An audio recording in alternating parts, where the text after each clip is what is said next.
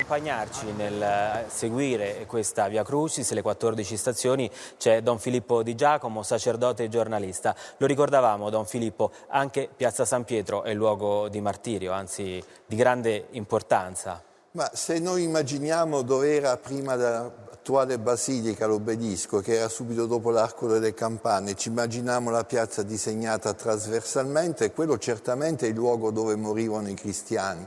Al Colosseo c'erano le lotte dei gladiatori, le battaglie navali era Piazza Navona e tutte le memorie sui martiri, le memorie di Papa Damaso per esempio, ci dicono che quella era la chiesa catacombale per eccellenza perché è stato il luogo del martirio di San Pietro. Poi vorrei anche dire che questo silenzio che circonda la piazza, in questa circostanza, oggi non abbiamo celebrato sacramenti, abbiamo iniziato anche l'adorazione della croce in silenzio, è qualcosa che attiene alla dimensione sacramentale della Chiesa. Noi tante volte dimentichiamo che il silenzio è preghiera. Santa Teresa diceva che pregare non significa molto parlare, significa molto amare.